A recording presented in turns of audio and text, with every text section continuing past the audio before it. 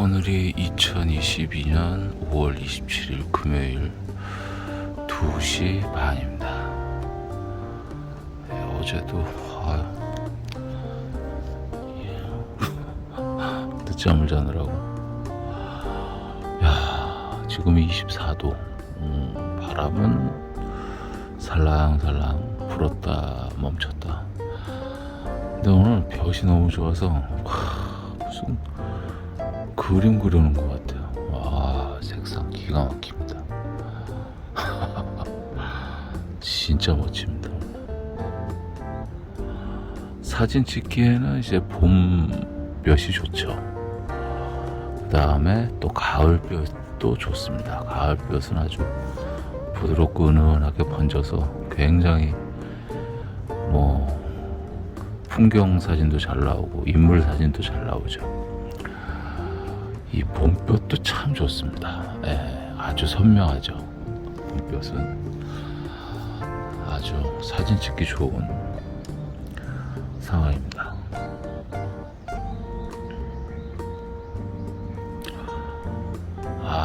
힐링되네. 오늘은 사람도 없네요. 금요일이라 힘들어서 그런가들.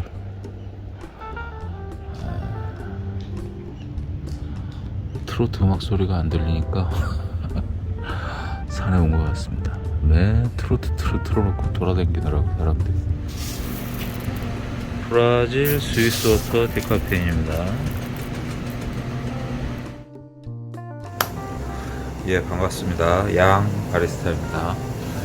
오늘이 2022년 5월 27일 금요일이 됐습니다. 그리고 밤 12시 20분입니다. 오늘 로스팅한 거 중에서 브라질 디카페인인데요. 스위스 워터입니다. 이거는. 이거 좀 붙여야 되는데 못 붙였고요. 요거는 브라질 스위스 워터 디카페인입니다. 오늘이 아니지 하루가 넘어갔죠. 그래봐야 한 6-7시간 전에 로스팅 한 겁니다. 요거를 이용을 해서 칼리타 웨이브 아이스 16온스 아이스 핸드드립 한 잔 마셔보려고 합니다. 일단은 사용하는 원두의 양은 늘 그렇듯이 20g만 사용을 하겠습니다. 아주 로스팅이 균일하게 아주 잘 되는 편입니다. 참 제가 왜 이러죠?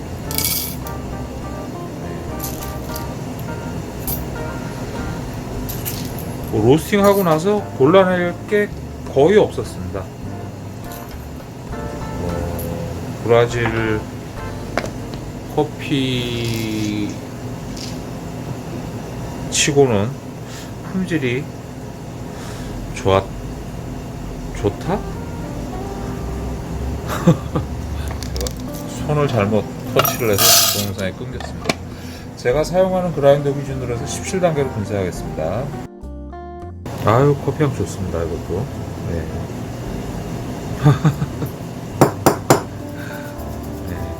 고소한 냄새도 나고요. 단맛도 올라오고 희한하네요. 물은 끓여놨습니다. 그리고 살살살 흔들어서 정전기를 좀 빼주고요.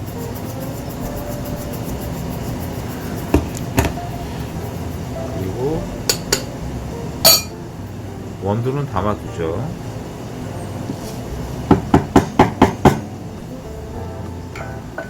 그리고 이제 얼음을 계량을 해야죠. 0점 맞춰주고 190에서 200g 정도의 얼음을 서버에 담아둡니다.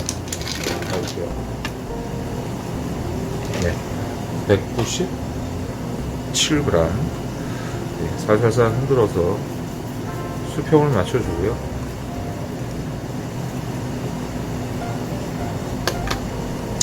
리셋 버튼 한번 다시 눌러줘야죠. 또 난을 안 갖고 왔는데요. 꼭 빠져먹네요. 자, 온도는 91도입니다. 그냥 살살살 흔들면 90도쯤 사용을 하겠습니다. 이게 제가 상세 설명란에는 볶음 강도를 강볶음 쪽으로 표기를 해놨는데요. 표기 오류입니다. 예, 요거는 약볶음입니다. 어느 나라에서 나오는 스위스 워터 디카페인은 대부분 약볶음이 좀 많습니다. 이걸 만지면 터치가 잘못돼가지고 자꾸 꺼지네요. 예. 자, 리셋한 눌러놨고요. 가운데부터 천천히 이렇게 되면은 이제 한 89도 정도, 90도에서 89도 정도 됐겠죠. 예. 예. 뜸들이기, 예. 타이머 버튼 눌러주고요. 예. 뜸들이기 물은 44ml가 들어갔습니다. 원두는 20g 사용하고 있고요. 아무래도 디카페인을 마시면 수면에 지장은 일반 커피보다는 덜 받는다. 제가 이제 생체 실험을 해봐도 제 몸 가지고 그거는 있는 것 같습니다. 확실히 30초 딱 지났습니다. 가운데부터 천천히 80ml씩 두 번 물을 부어주고요.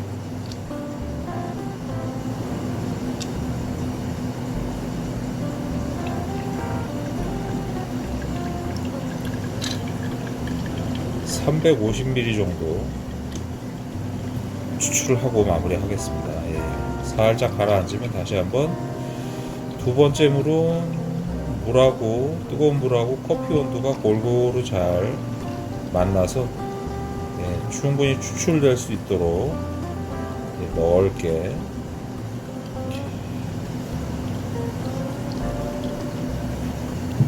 부어주죠. 그래서 350ml가 되면 추출을 종료를 합니다. 딱 350ml 됐습니다. 1분 30초 걸렸습니다. 아이고야. 이 상태에서 얼음을 5개를 더 넣어줍니다. 하나, 둘, 거의 5개라고 하죠. 그러면 이 녀석이 450ml 이때까지 400ml로 알고 있었죠. 제가 450ml 정도 커피가 완성이 됩니다. 자, 이렇게 해서 커피 한 잔이 완성이 됐습니다.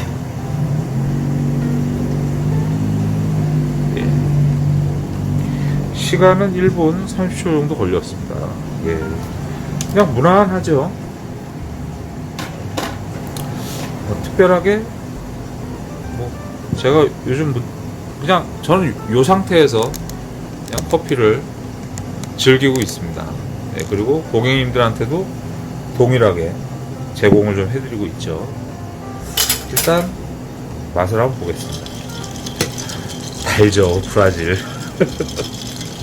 예. 산미가 살짝 납니다. 원두에서 이 커피 향이. 예.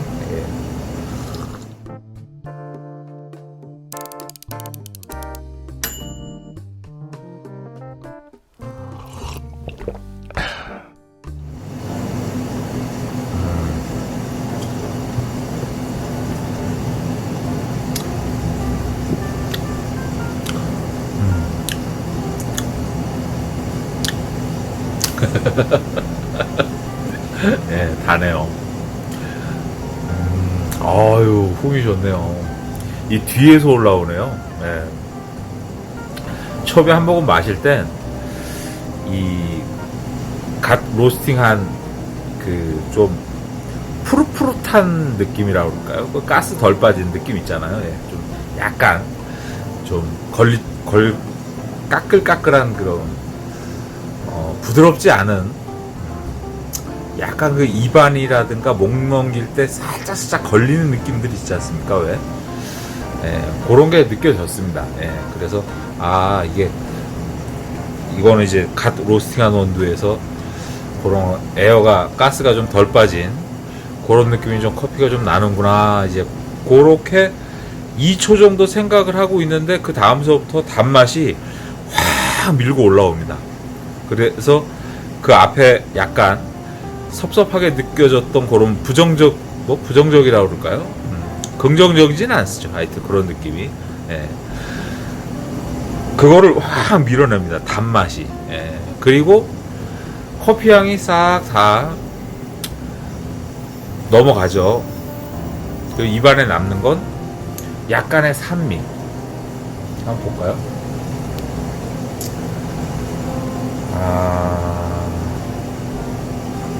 초콜릿, 고소함, 캐러멜, 달콤함. 답니다, 이것도. 저기 뭐죠? 과테말라 스위스워트 디카페인, 콜롬비아, 예, 이 녀석 단맛이 강합니다.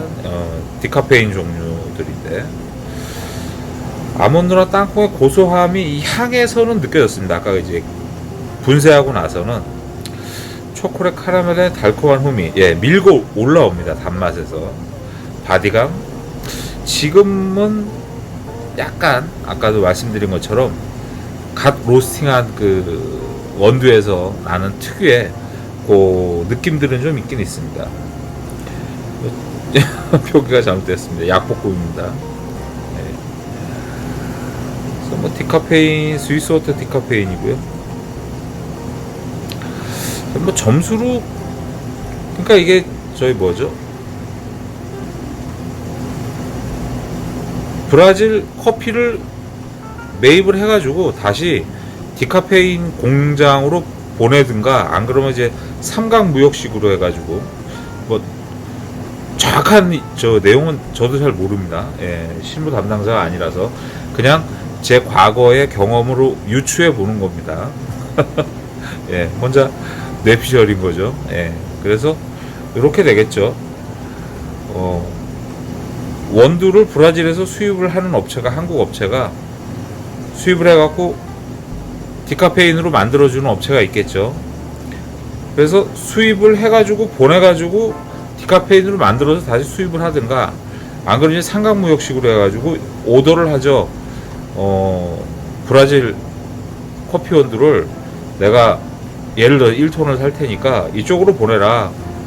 예, 돈을 이쪽으로 쏴주고 또 이쪽에서 가공비를 이쪽에 쏴주겠죠. 예, 그러면 돈은 일로 가고 결제 받으면, 거기 뭐 결제를 먼저 받지 않죠. 요즘은 전신환을 쓰니까. 예, LC를 열고 뭐 그렇게 하겠죠. 그렇게 해서 물건은 일로 가서 가공을 하면, 여기서 또 다 됐다 그러면 이제 오면 여기서 은행에서 LC를 열어갖고 이쪽으로 송금해주고 그래서 물건 받고 뭐 그렇게 하겠죠. 그냥 추측입니다. 예. 이게 한국으로 왔다 가는 것보다는 그냥 현지에서 일로 가면은 뭐 뱃삭이라든가 배로 움직이겠죠. 에어는, 항공료는 워낙 비싸기 때문에 보통 이제 컨테이너로 이제 배로 움직이죠. 아주 급한 물건은 에어로 땡기는데, 그 항공 물류로 땡기는데, 받는데 요청을 하죠. 네, 근데 웬만해서는 그냥 배로 합니다. 왜냐하면 뭐 비용도 많이 차이가 나고 항공으로 받을 때는 엄청 비싸죠. 아무래도 유류비가 많이 들지 않습니까? 네, 그리고 그 가지고 올 수 있는 물량도 또 적고, 그래서 보통 샘플링을 할 때는, 급할 때 샘플 받을 때는 현지에서 어떤 물건이든지 간에 샘플을 받을 때는, 근데 배는 또 단점이 있죠. 운송료는 컨테이너들이 뭐 어마어마하게 실려갖고 움직이니까 운송료는 저렴한 반면 기간이 늘어나죠. 배로 가니까 엄청 오래 걸리죠. 예. 뭐 지구 뭐 거의 반바퀴 돌아서 왔다 갔다 할 텐데, 여기서 일로 갔다가 여기서 일로 갔다가 다시 오든가, 그럼 여기서 일로 가서 엄청 코스가 길죠. 근데 아마 한 3달 전인가요? 그 뉴스에서 보니까 미국 같은 경우에는 아마존도, 미국의 그 아마존 아시죠? 그 쇼핑몰. 거기서도 이제 물류 대란이 났다는 뉴스가 났었습니다. 왜냐하면 컨테이너 그러니까 그 코로나 때문에 일단 인력도 없고 일하는 인력도 없고 그래서 컨테이너가 그냥 움직이지 못하고 산적해 있는 거죠. 배 안에서 일하는 사람들 같은 경우는 그 안에서 만약에 한 명이라도 코로나 걸리면 그 안에 있는 사람들은 다 문제가 생기지 않습니까? 예.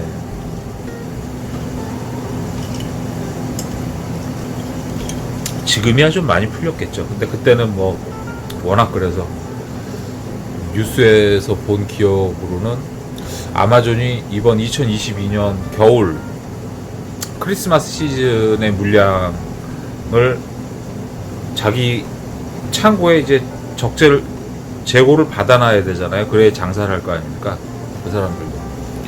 그게 원활하지 않을 수도 있다라는 추측이 있었던 걸로 기억을 합니다.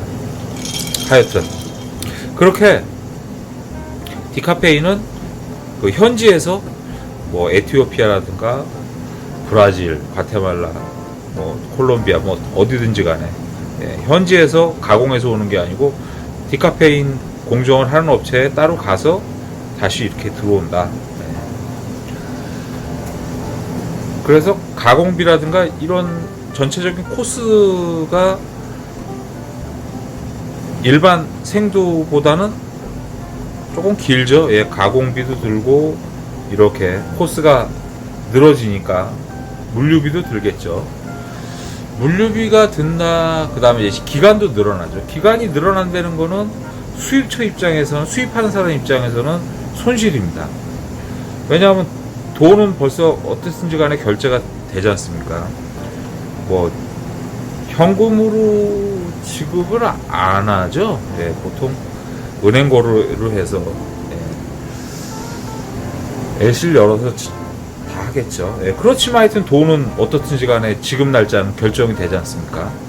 예를 들어서 1억을 이쪽 업체에 쏴준다 그러면 어떻든지 간에 서류가 주고받는 시점으로 매출이 발생을 하는 시점으로 해서 결제는 들어가는 상황이기 때문에 한 달 이내에 받아가지고 팔아갖고 원금을 회수를 하면 그게 일반적인 일정이라면 이렇게 디카페인으로 한 바퀴 돌아서 오는데 2달이 걸린다 그러면 벌써 한 달치 로스가 생기는 거죠. 수유업체 입장에서. 그거는 결국엔 소비자한테 다 전가가 되겠죠. 그래서 원두 가격이 비싸죠. 그렇지 않을까 하는 유추를 해보는 겁니다.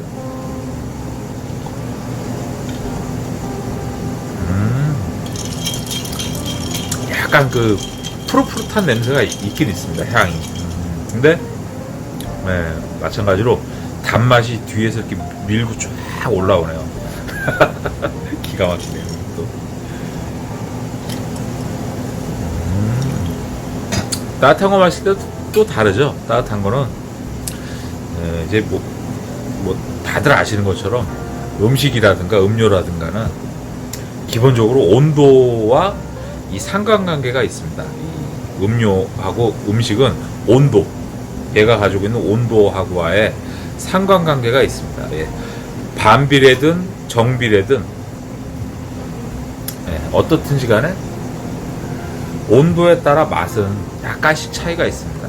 그리고 그 먹는 사람, 마시는 사람의 지금의 컨디션에 따라도 많이 좌우가 되죠. 이런 거죠. 극단적인 예지만 막 헐레벌떡 뭐 급한 일을 마치고 아니면 운동을 마치고 들어왔단 말이에요. 그러면 몸의 온도가 굉장히 올라가 있을 거 아닙니까? 그때 따뜻한 거를 마신다. 그리고 아니면 그때 아이스를 마신다. 두 개의 차이가 어떻게 느껴질까요? 그런 거로 유출을 해보시면 됩니다. 그래서 제가 뭐 늘 말씀드리는 것처럼 커피를 좀 맛을 조금이라도 맛있는 커피에 대해서 말씀을 드리는 겁니다. 맛있는 커피. 예를 들어서 지금 메가커피, 이디야, 뭐 스타벅스 지금 그거를 생각하시면 안 됩니다. 물론 맛이 있습니다. 그 업체들 커피들도 전문가들이 다 만들고 수년을 거쳐가지고 다 만들어진 커피이기 때문에 만들어진 그 레시피죠. 그 블렌딩 비율이라는 게 맛이 있습니다. 제가 요즘 간간히 1박 2일로 저는 이제 몰아서 쉬죠. 그 거의 한 달에 요즘은 뭐 경황이 없어갖고 2달에 한 번 엊그저께 갔다 왔나요? 2달이 좀 넘었었나요? 그렇죠. 그래서 일요일도 저는 영업은 카페 매장은 영업은 안 할지라도 일요일 날도 저녁에 나와서 로스팅을 하는 날이 한 70% 정도 됩니다. 몸이 너무 힘들 때 진짜 하루 쉬지 웬만하면 오후라도 나와가지고 로스팅을 하고 들어갑니다. 그게 좀 편하죠.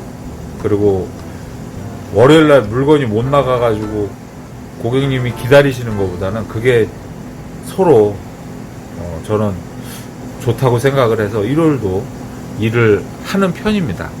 쉬는 날도 있죠. 네. 근데 제가 제 처하고 약속한 건 이제 한 달에 한 번 몰아서 쉬자. 근데 1박 2일로 그냥 어설프게 나가가지고 돈 쓰고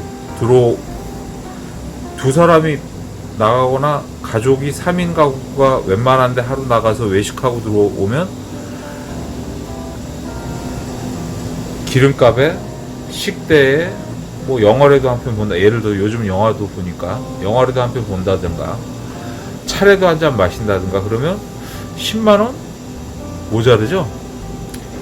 뭐 한 20만원 가까이는 그냥 예사돈입니다. 그렇게 그냥 그런 거보다는 좀 참아놨다가 그냥 1박 갔다 오면 경비가 제처랑 가서 2인 1조로 가면 제처랑 저랑은 뭐 많이 먹고 뭐 돈을 아무래도 이제 나이가 있으니까 좀 절제를 하죠. 뭐 절제라기보다는 이제 생활 습관이 그런 거죠. 그냥 밥 한두 끼 먹고 좀 편안하게 쉬었다가 커피 한 잔 마시고 바닷가 가서 조금 앉아 있다가 바다 좀 보고 또 맛있는 커피집 찾아가지고 커피 먹고 밥 한 끼 먹고 또 한숨 자고 새벽에 일어나가지고 서울 일요일날 아침에 서울 오면 한 11시 12시 그럼 잠깐 쉬었다가 오후에 나와서 또 저는 이제 로스팅하고 이제 그게 그냥 기본적인 일정입니다. 그렇게 가면은 뭐 한 40만원 30만원 듭니다. 그 다음에 이제 제 아이까지 가서 3일 1조가 가면은 한 50만원 정도 예산을 잡습니다. 그러니까 한 달에 한 번씩 몰아서 쉬거든요. 근데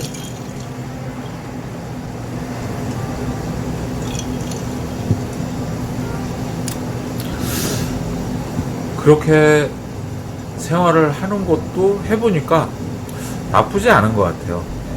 한 달 동안 꾹 참았다가 그래도 또 하루 좀 쉬면 느낌이 또 달라요. 네, 굉장히 즐겁습니다. 네, 일주일에 한 번씩 쉬는 그 즐거움보다는 조금 더 큰 것 같아요. 이게 참았다가 그리고 더 기껍죠.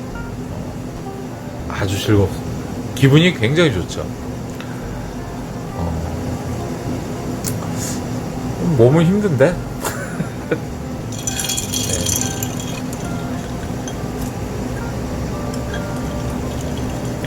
아유 나이 먹고 왜 이렇게 사나 싶기도 합니다 가끔. 근데 뭐 생활 습관이 이렇게 되다 보니까 어쩔 수가 없죠.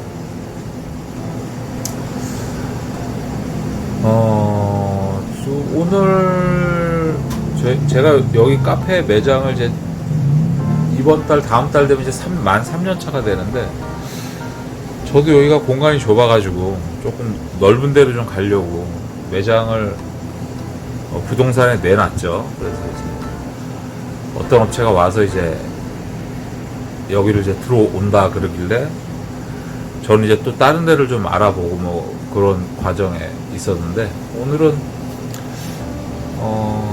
그냥 없던 일로 하기로 결정을 했습니다. 그래서 계속 정신 차리고 일해야죠. 참 제가 요즘이 아니고 가급적이면 사람을 안 만나려고 노력을 합니다. 저는 이게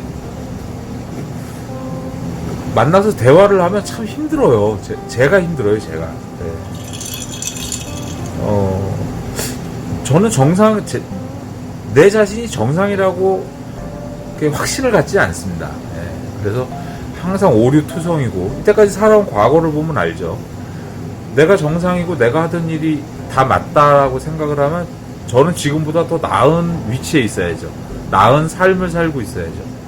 그렇게 생각을 하거든요. 그러니까 그렇지 않기 때문에 내가 물론 당연히 맞고 옳은 결정이고 뭐 시간 최선을 다해서 살고는 있지만 내 선택이 결코 옳지만은 않다라는 그 확신을 저는 가지고 있어요. 네. 반대로 내가 이때까지 했던 게 다 옳았다라고 생각을 했을 때 지금 현실의 이 그의 결과라면 참 비참하죠. 네, 그렇기 때문에 자위하는 그런 차원에서라도 인위적으로라도 그런 것들을 좀 배제하려고 제가 가지고 있는 모든 거에 대해서 거의 절반 이상은 내려놓습니다. 그래서 내가 틀릴 수도 있다라는 생각을 늘 합니다. 그리고 이게 또 틀리면 어떡하지라는 두려움도 늘 공존하죠. 그래서 대화를 할 때 좀 물어봅니다. 상대방을. 그래서 뭐 요런 이슈가 지금 있을 때 어떻게 생각하냐, 지금 뭐 어떤 시각으로 바라보냐, 어떻게 했으면 좋겠냐라고 늘 물어봅니다. 배려죠, 기본적으로. 그 배려라는 게 참 간단한데도 쉽지가 않아요. 사람들하고, 특히 모르는 사람들하고 만났을 때 특히나 그렇죠. 근데 기본적으로 에티켓이지 않습니까? 뭐 인품이라든가 인격이라든가 품격이라든가 뭐 다 그런 선상인 것 같습니다. 사람을 만났을 때. 그래서 물어보죠. 그러면 보통 제가 생각하는 사람들은 자기의 의견을 100% 선명하게 드러내질 않아요. 뭐 요즘 젊은 사람들이나 요즘 사람들은 성향이 어떻게 바뀌었는지 저는 모르겠습니다. 제가 알고 있는 그냥 제 상식으로는 뭐냐면 저는 그냥 뭐 이렇게 그냥 생각은 하고 있습니다. 그러면 뭐 요 정도면 어떠세요? 하고 다시 물어보죠. 그러면 이제 그 대답을 공을 받은 제 입장에서는 그러세요? 저는 원래 이렇게 좀 생각을 하고 있었었는데 요게 좀 차이가 갭이 좀 있네요. 그러면 이제 같이 머리를 맞대고 고민을 해보는 거죠. 당연히 의견 차이가 있죠. 처음 만난 사람들끼리. 더군다나 돈이 왔다 갔다 하는데.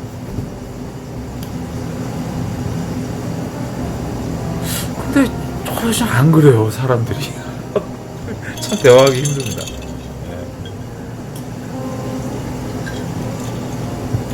주구장창 자기 얘기만 하는 거예요. 이렇게만 해야 된다는 거죠. 무조건 저보고 맞추라는 거예요. 그게 무슨 거래입니까? 그래서 저는 제 의견을 분명히 얘기를 했어요. 근데 제 의견을 하나도 받아들이질 않아요, 사람들이. 진짜 그거 희한하죠. 완곡하게 표현을 해서 그런가요? 안 그러면 목소리를 높이질 않아서 그런가요? 안 그러면 생긴 게 좀 더러워서 그런가? 하여튼 뭐 모르겠습니다. 이유는 모르겠는데 제가 10사람을 만나면 진짜 9사람은 진짜 다 그래요. 거짓말처럼. 제가 근래 한 5년, 6년, 7년 사이에 제가 모르는 사람들을 만나가지고 대화를 하면서 그나마 참 이 사람은 진짜 멋있다. 그런 사람이 딱 한 명 있었습니다. 저희 동네 부동산 사장님. 아이, 그 사람은 진짜 젠틀해요. 네. 말을 또 많이 하지도 않아요. 딱 할 말만 딱 해요. 그리고 물어보죠, 저한테. 그리고 가부간의 결정을 정확하게 내려줍니다. 그리고 그 얘기를 정확하게 지키죠. 그리고 제가 무슨 생각을 하는지, 제가 몇 마디 한 거에서 제가 무슨 생각을 하는지를 딱딱 집어내가지고, 제가 부탁하지도 않았는데 그 일을 해놔요. 그 일을 해요. 아, 전문가스럽죠, 진짜. 매료당하지 않을 수가 없습니다. 네. 그래서 저는 저희 동네에서 그 부동산 관련된 일을 하는 거는 다 이사장님한테 맡겨요. 부탁을 드리죠. 요청을 드리죠. 그래서 이사장님이 아무리 바빠도 제가 기다리죠. 그리고 다른 데 물건을 안 내죠. 네. 다른 부동산을 이용을 안 합니다. 딱 이 사람하고만 합니다. 근데 할 때마다 제가 이분하고 거래를 지금 한 4번 정도 했습니다. 예, 그러니까 제가 부동산 수주를 드렸죠. 내가 돈을 쓰는데 이 사람한테는 아깝다는 생각이 들지가 않아요. 아, 전문가입니다. 근데 태가 안 나요. 진짜 기술자죠.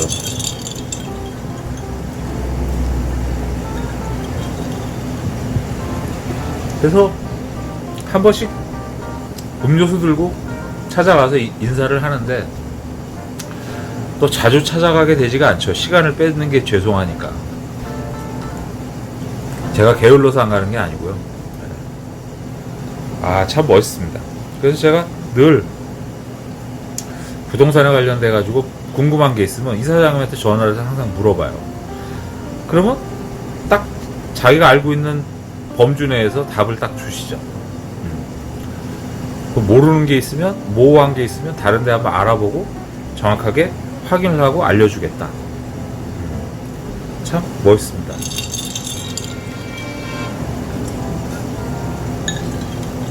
대부분의 사람이 그럴 거라고 생각들을 많이들 하실 겁니다. 그리고 주위에 계시는 분들이 대부분 그렇게 멋진 사람들이 많이 계실 겁니다. 저는 그렇게 생각을 합니다. 근데 이상하게 제 주위에는 그런 사람이 없어요.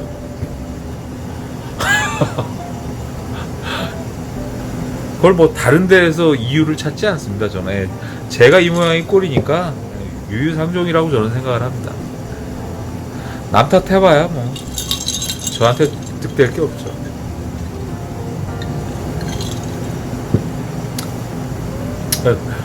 그런 생각을 갖고 있는데, 오늘도 대화하는데 역시나 그 범주에서 벗어나질 않았습니다. 네. 사람을 불러놓고 얘기를 하자고, 그래서 시간을 정해주길래 그 시간에 갔어요. 갔더니 대화다 말고 다 나가요. 지들 볼 일 있다고. 그게 뭐하는, 야, 아무리 돈이 많아도 부럽지가 않은 사람들이 있죠. 돈이 많으면 뭐합니까?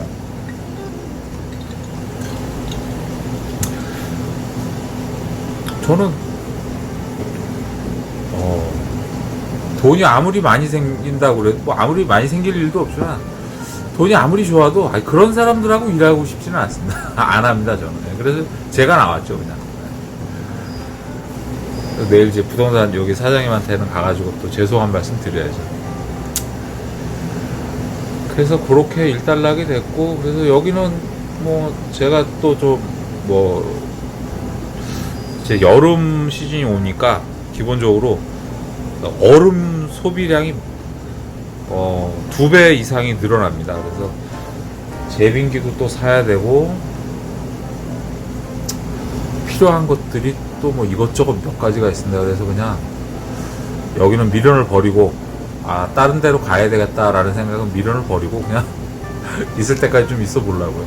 어차피 창고도 얻어가지고, 물건 왔다 갔다 가지고 오는데 좀 번거롭긴 하죠. 근데 뭐 제가 원하는 적당한 크기라든가 위치, 그 그다음에 보증금도 또 중요하지 않습니까? 월세도 중요하고 또 권리금이 또 있습니다. 대부분 그런 거를 다 따져봤을 때 이사 비용도 또 어마어마합니다. 저희는 제가 오늘 추스려 보니까 저는 여기서 이사 나가려면 기본적으로 하여튼 좀 많이 들더라고요. 그리고 아까 원두 생두를 가지려고 이제 창고를 가는데 이제 골목 이렇게 돌아갔어요. 이 코스가. 근데 개인 카페가 또 하나가 생기더라고요. 골목 안쪽에. 그래서 이쪽 동네가 커피 맛집으로 이제 좀 바뀌는 것 같아요. 그러니까 공간이 생기면 커피숍이 들어오는, 다른 데도 다 마찬가지인 것처럼 여기에도 이제 그런 바람이 불고 있습니다. 그래서 며칠 전에, 얼마 전에 뭐 어떤 여자가 와서 이것저것 막 물어보더라는 거예요, 제 처한테. 그래서 제 처가 저한테 얘기를 하더라고요. 뭐 샷을 몇 샷을 내리고 뭐 그런 걸 테이크아웃 커피숍에 와가지고 그런 거 왜 궁금할까? 그래서 제가 속으로 아이고 이거저에 또 커피숍 하나 들어오겠구나 누가 인수인가 하겠구나 그랬더니 아니나 다를까 요 밑에 커피숍도 하나 들어오더라고요. 오늘 공사하더라고요. 지나가면서 보니까.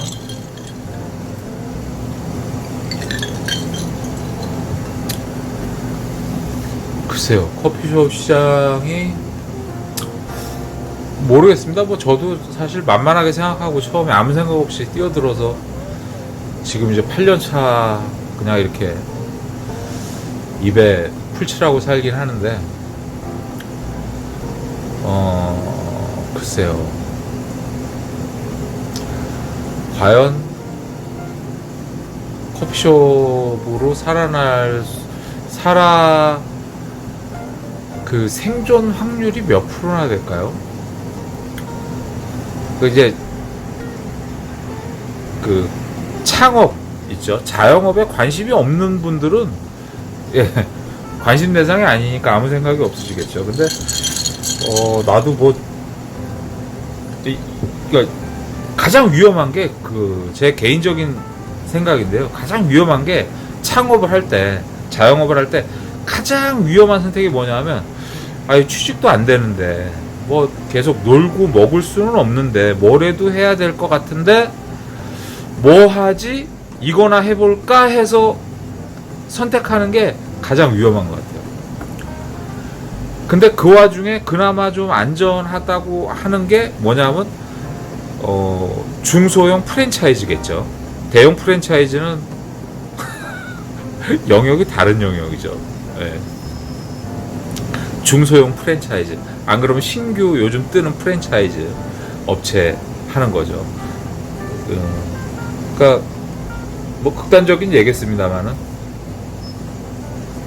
보통 한 7, 8천만 원 정도 대출을 받건 자기 돈이 있건 뭐 부모님한테 형제한테 빌리건 카드로 뭐 땡겨오건 어떻든지 간에 총 자금이 한 5천만 원에서 1억 미만인 경우에 자기 사업을 하죠. 자기 브랜드 가지고. 근데 대부분이 8천만 원 후반대로 넘어가면 1억 계산 편의상 1억이 넘어가서 그러니까 보통 한 1억 5천쯤 이상 되면 중소형 프랜차이즈를 하게 됩니다. 그렇게 되나요? 그렇게 되죠. 뭐 저는 그렇게 알고 있습니다. 뭐 금액 차이가 약간은 있겠지만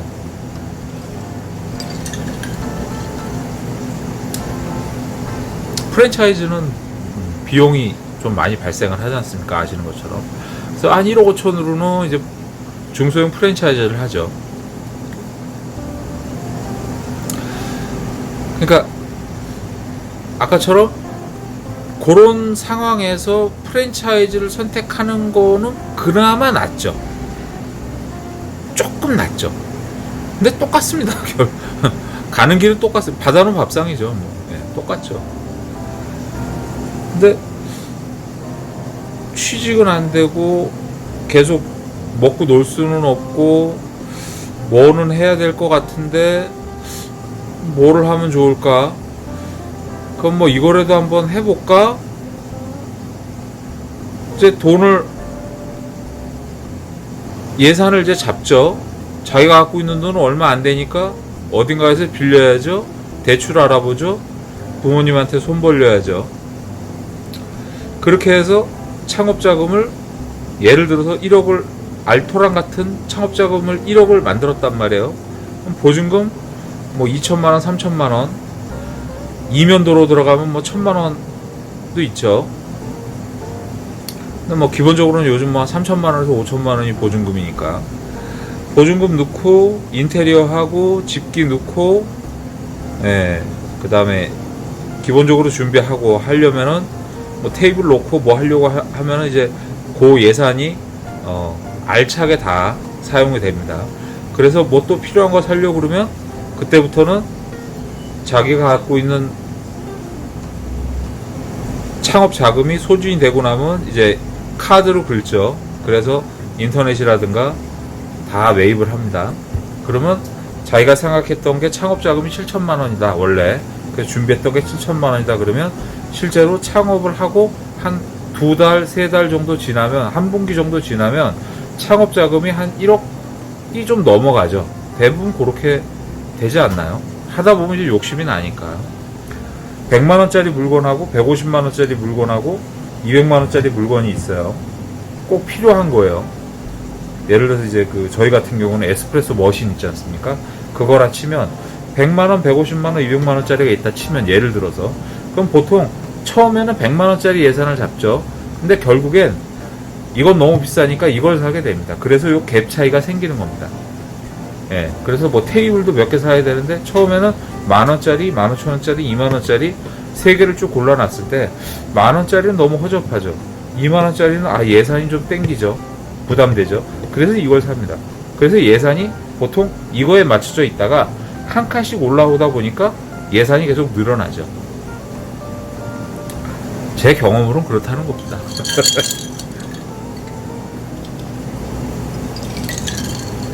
그러면 이제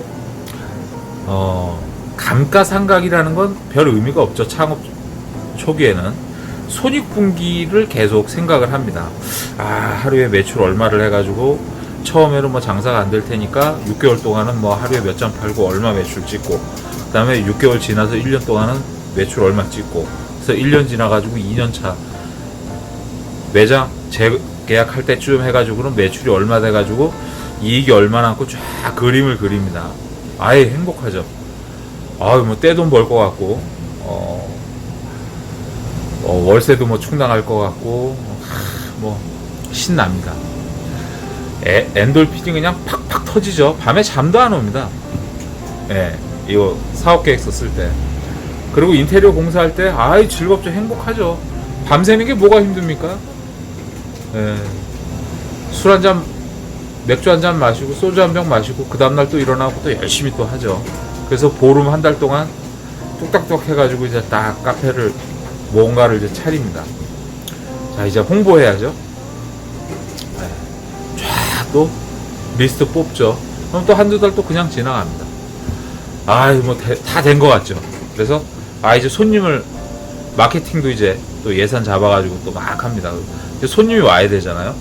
그래서 하루에 뭐 예를 들어서 3만원, 5만원 그러니까 잘 되는 집은 또 전혀 다른 얘기죠. 프랜차이즈 해가지고 행사 빵빵 터지게 해가지고 처음에는 예를 들어서 커피를 1,500원에 뭐 2,000원에 팔기로 딱 잡아놨는데 행사를 해주죠. 프랜차이즈 업체에서 일주일 동안 1,000원 행사를 빵빵 해줍니다. 그럼 손님들 쭉 몰려들죠. 오픈빨이라는 게 있지 않습니까? 그러면 신납니다. 막 하루에 70만원, 100만원, 150만원 찍히면 곱하기 30이라면 와 1년에 매출, 연매출 몇억. 우와 신나죠.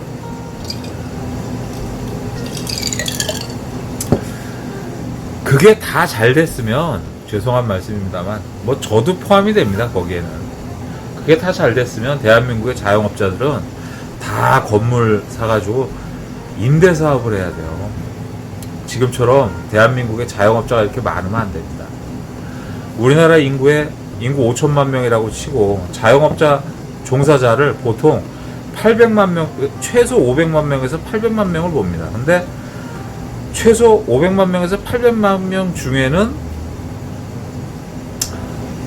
빠진 데이터가 있습니다. 뭐 가족이 와서 좀 도와준다든가 그런 데이터들. 그다음에 아르바이트생들도 요즘 뭐 2시간, 4시간 쪼개서 일을 하기 때문에 안 잡힌 그 종사자들이 많이 있죠. 그러니까 자영업의 참여 인구, 총 참여 인구. 그 얘기는 무슨 얘기냐면 그 자영업을 저처럼 하고 있는데 여기에 하루에 뭐 2시간도 좋고 4시간도 좋고 하여튼 참여하는 사람이 있으면 그 사람을 자영업에 종사한다고 칠 것인가 안 칠 것인가 라는 거의 기준점이 좀 모호해서 총 비율이 정확하게 산정이 안 되는 이유도 있습니다. 그럼 6시간을 종사해야지 자영업 종사자라고 얘기를 한다든가 뭐 있겠죠. 근데 제가 모르니까 뭐 헛소리를 하는 거죠. 하여튼 그런 식으로든지 간에 하여튼 하루에 몇 시간이든지 간에 자영업에 종사하는 총 인구를 따지면 1000만 명은 넘습니다. 그러면 길거리 지나가다 보면 5명 중에 1명은 자영업자예요. 그죠? 예. 그리고 실제 운영자들은 훨씬 적죠. 종사자들까지 포함한 거니까. 근데 실제 종사자들은 최소 500만 명을 봅니다. 전국적으로. 그럼 평균적으로 한 600만 명 보죠. 그럼 600만 명들은 처음에 창업을 할 때 다 똑같은 생각과 제가 조금 전에 막 예, 상상력을 아주 행복한 저도 그랬었습니다. 아유 너무 행복했죠. 아예 한 달 동안은 진짜 뭐 소위 말해가지고 뽕 맞은 것처럼 아주 그냥 행복합니다. 그러면 그 중에서 그게 계획대로 다 됐다면 다 잘 된다면 힘들게 뭐 하려고 12시간 14시간 이 고생을 합니까? 매일 나와가지고 건물 사갖고 임대 사업 해야죠. 편안하게.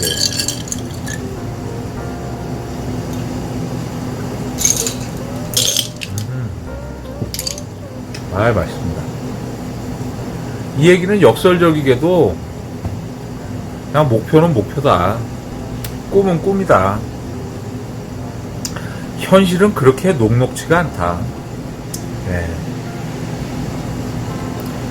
600만 명이 아직도 자영업을 하고 있다는 거가 그거를 반증하는 겁니다. 그 중에서 성공하는 사람은 몇 프로 안 돼요. 그래서 제가 뭐 늘 말씀드리다시피 자영업을 하는 사람들이 시작하는 사람들이 나는 잘 될 것이라는 꼭 확신하고 확신하는 그 자신감이 어디서 나오는지 참 궁금하다. 저도 지나와 보니까 이런 생각을 하는 거죠. 저도 처음에는 뭐 그런 게 어디 있었습니까? 야 이거 된다.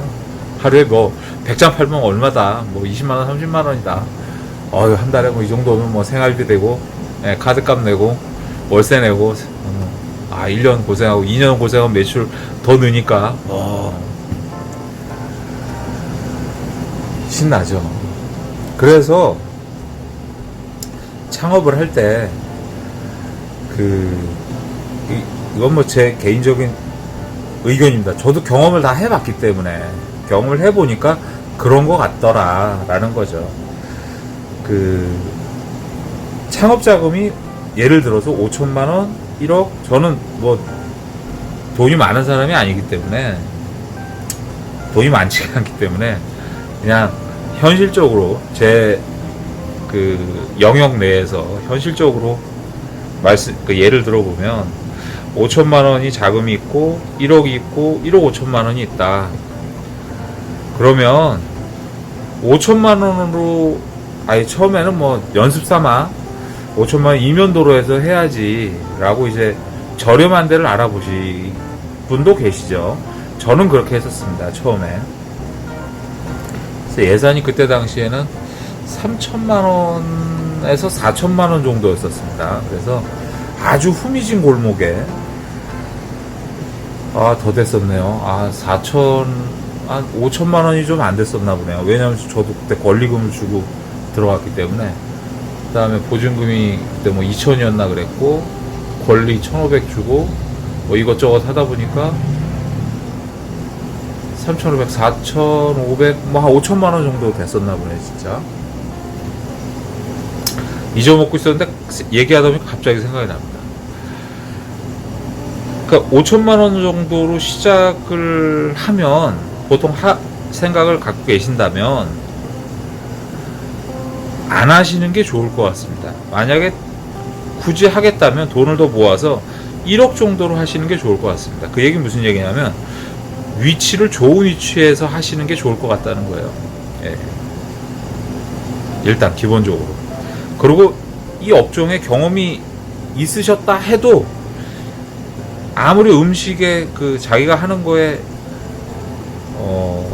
노하우가 많다고 하고 경력이 많다고 해도 후미진 곳보다는 제 경험상 해보니까 인구가 좀 다니는 위치를 선정을 하시는 게 좀 좋은 것 같습니다. 기회 손실 비용이 월등히 줄어들어요. 이쪽이야 뭐 말할 것도 없죠. 돈이 조금 더 있어가지고 이쪽으로 하는 게 좀 더 낫겠죠, 아무래도. 근데 여기에 대전제가 빠졌죠. 자기 자신이라는 거죠.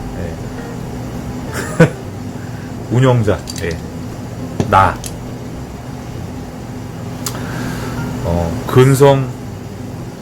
근성도 필요합니다.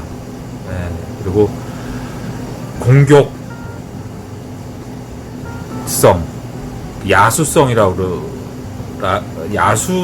저는 표현을 하는데, 이 자영업은 야수성이 있어야 돼요.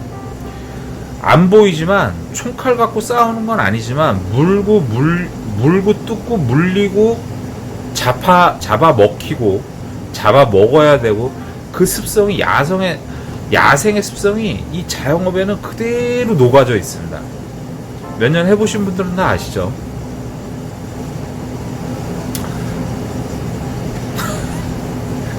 이게 설명이 안 됩니다. 제가 말이 어느로 해갖고 제가 아까 창업한 지 보니까 안쓰러워가지고 아유 참 젊으신 분들이 고생하실 텐데. 며칠 전에 요 밑에 시장에 컴포스 오픈 했거든요. 처음에 1,000원으로 막 할인 행사 막 하시더라고요. 그래서 저하고는 영역이 다르기 때문에 저희는 영향을 안 받습니다. 저희하고는 전혀 상관이 없습니다. 컴포스가 들어오든 스타벅스가 들어오든 뭐 이디야가 들어오든 저는 영향을 안 받습니다.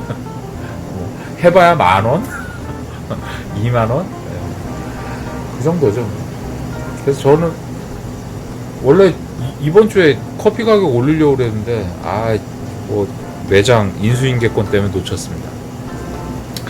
다음 주에 진열을 가다듬고 다시 매진해야죠, 저도. 그래서 스무디를 할까 싶은데 스무디는 시간이 좀 안 나올 것 같고요.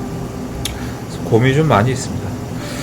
하여튼 창업하시는 분들 지금 뭐 붐업이 지금 다시 일어나고 있을 것 같은데 다들 잘들 되셨으면 좋겠습니다. 근데 참 만만치가 않죠. 이 자영업 시장이라는 게 보통 소위 말해서 이제 애들 표현으로 하면 멋 모르고 들어와가지고 쪽 벗고 나가는 데가 이 자영업 시장입니다. 제가 해보니까 그래요. 그리고 제 주위에서 이렇게 둘러봐도 손실 보고 나가시는 분들이 10에 9입니다. 득 보고 나가시는 분은 뭐 많이 못 봤어요. 거의 그냥 털고 나가는, 안 그러면 후임자구에서 인수인계하고 나가는, 그러니까 확장해서 나가는 사람은 그게 흔하지가 않습니다.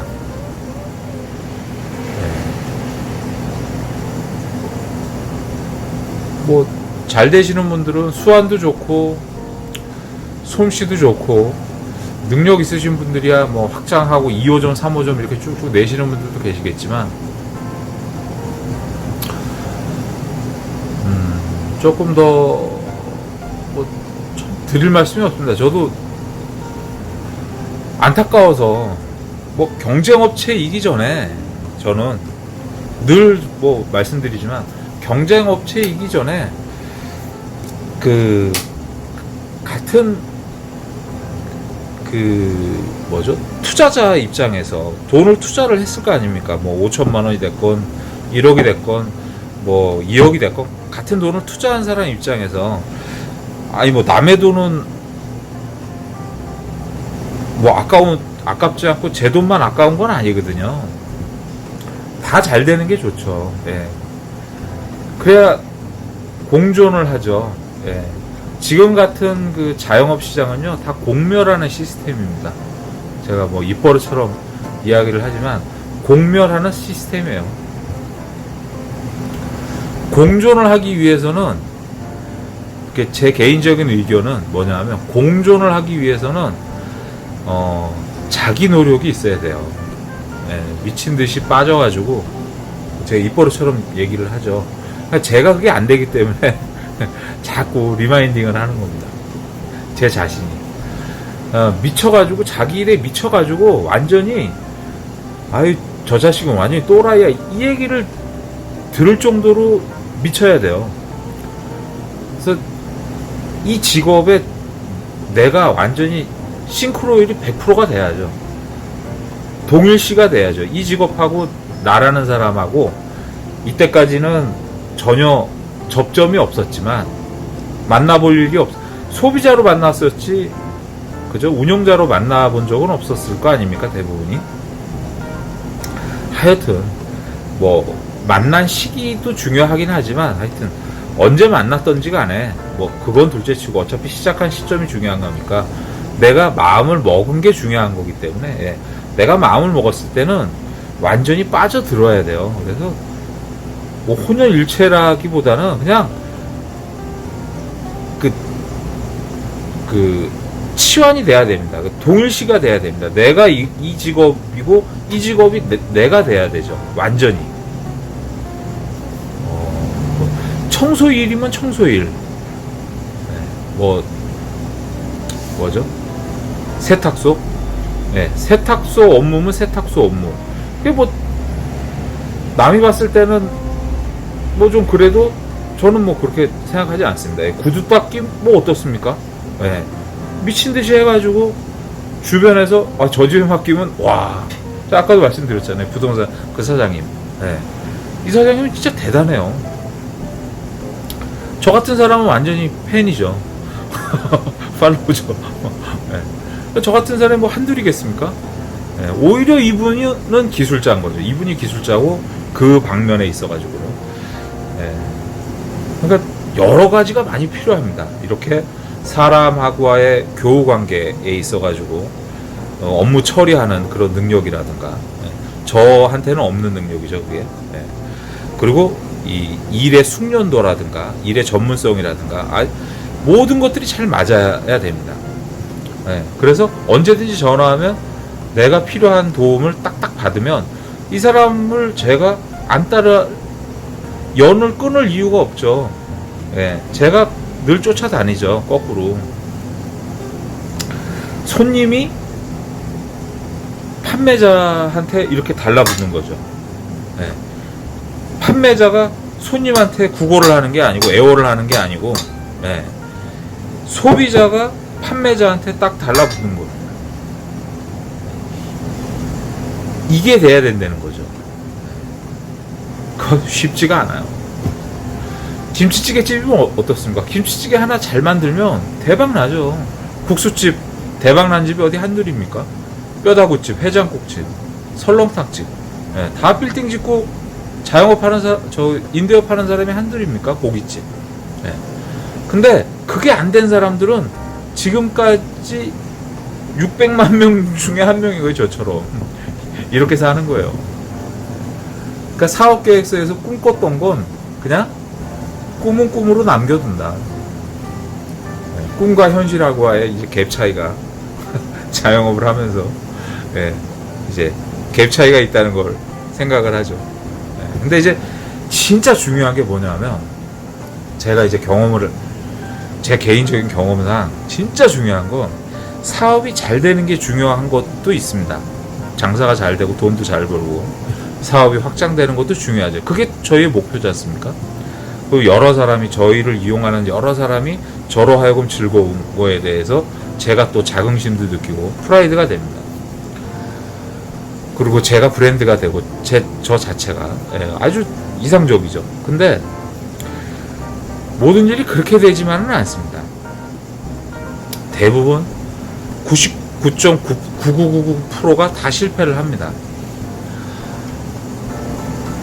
근데 실패를 했을 때 일이 잘 안 됐을 때 폐업을 하던 후임자한테 인수인계를 하고 털고 나오던 실패를 했을 때 재기할 수 있는 그런 기회라든가 뭔가의 그런 것들은 원동력은 가지고 나와야 된다는 거예요. 가지고 있어야 된다는 거예요. 그걸 잃어버리면 인생의 파멸이라는 단어 실감이 되죠. 실패한 인생이라는 표현이라든가 뭐 베레벨 예를 들어서 5천만 원으로 시작을 했는데 잘 안 됐단 말이죠. 그러면 다 떨어내야 되고 뭐 손실 보고 그러면은 손에 쥐는 게 불과 뭐 얼마나 되겠습니까? 한 50%나 남으면 다행이죠. 근데 사실 50%가 남는 게 아니죠. 왜냐하면 2년 동안 다른 일 했으면 예를 들어 직장에 들어가서 월 200만 원이라도 받았으면 150만 원이라도 받았으면 그러니까 200만 원으로 치면 1년 연봉이 2,500 정도 될 거 아닙니까? 3천만 원 안 될 거 아닙니까? 그러면 2년이면 6천만 원이지 않습니까? 그럼 6천만 원 날린 거 아닙니까? 그러면 5천만 원 넣고 5천만 원 손실 나서 2,500만 원 남고 2년 동안 다른 데 가서 200만 원 받아갖고 그 2년 동안 연봉 그죠? 한 5, 6천만 원 받을 거 못 받았으면 손해가 8천만 원, 근 1억이 나는 거 아닙니까? 그리고 더 중요한 건 뭐냐면 손해가 8천만 원이 났다고 그래도 그거는 그나마 좀 나은 거예요. 더 중요한 건 뭐냐면 그 인생의 나락으로 떨어지는 거예요. 그래서 맨날 술 퍼마시고 친구 만나갖고 그죠? 그냥 뭐 실패한 얘기나 하고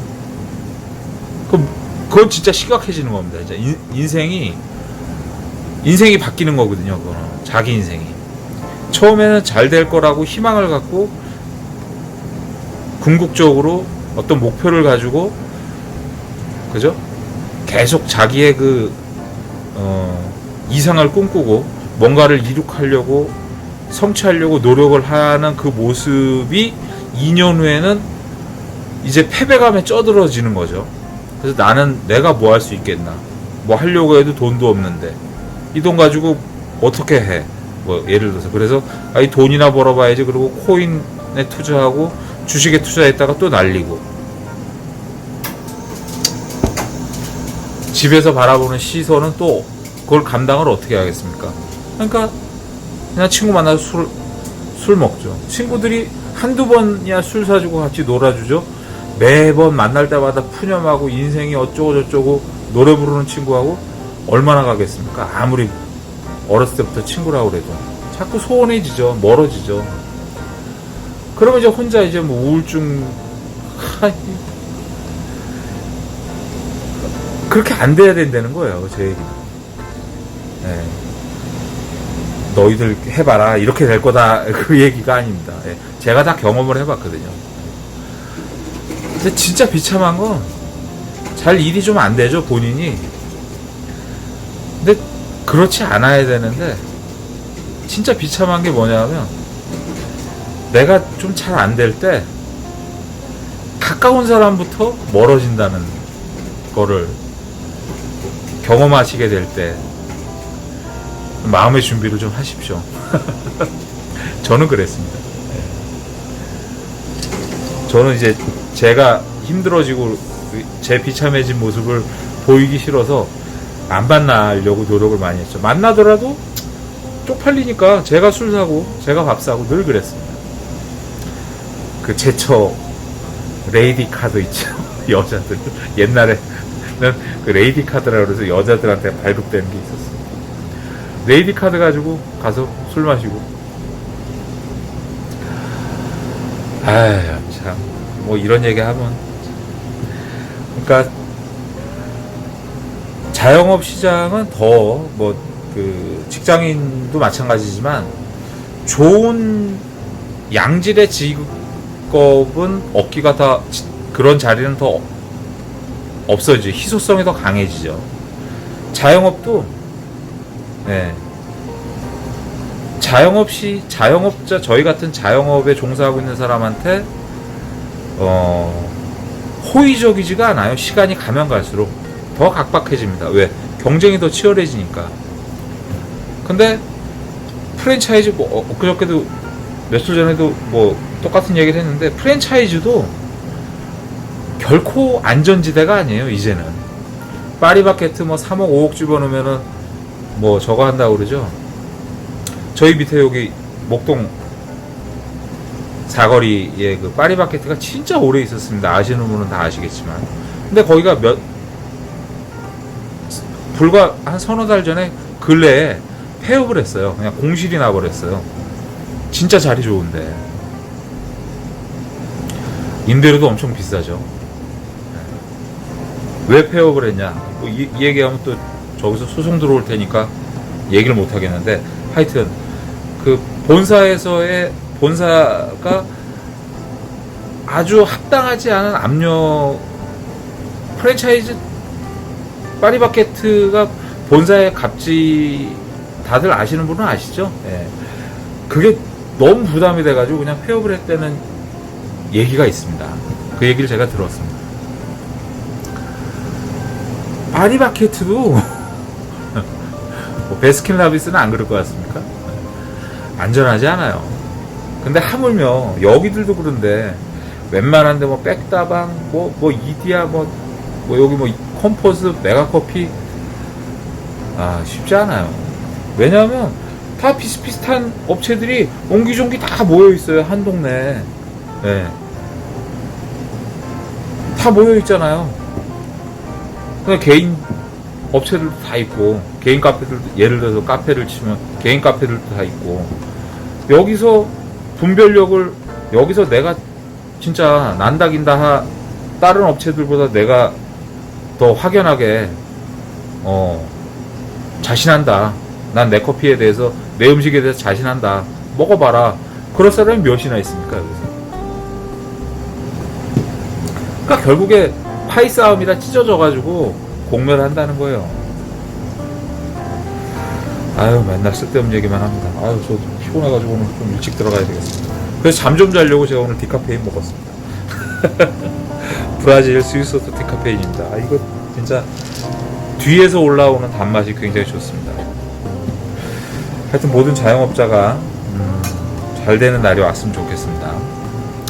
진짜 제가 원하는 다 잘 됐으면 좋겠어요. 저는 뭐 예전에도 말씀드린 것처럼 할아버지, 뭐 아버지, 어머니 저까지 해갖고 저희는 그냥 장사했던 집안입니다. 네, 그래서 이런 거에 대해서 참 많은 거를 보고 자랐고 많은 얘기를 들었습니다.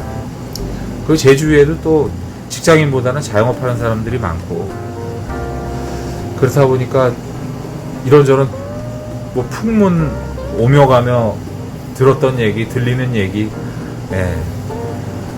그리고 누구는 어떻게 됐더라, 또 본 것도 있고, 아는 사람도 있고, 이렇게 얘기 들은 것도 있고, 궁금해서 물어봐가지고 들은 얘기도 있고, 뭐 다양하죠. 그래서 제가 제초한테 며칠 전에 얘기한 게 있습니다. 야, 이 세상에 파랑새는 없다. 쫓아갈 뿐이지. 이거 진짜 힘들다, 제가. 농담삼아 우스갯소리 그렇게 얘기도 했는데, 진짜 그만큼 좀 힘든 시장입니다, 자영업이. 예, 그래서 다들 잘 됐으면 좋겠습니다. 이렇게 맛있는 커피 한 잔 드시고, 기분 전환하시고, 다 같이 파이팅 했으면 좋겠습니다. 덕분에 커피 한 잔 잘 마셨습니다. 저는 또 내일 맛있는 커피 갖고 찾아뵙겠습니다. 감사합니다.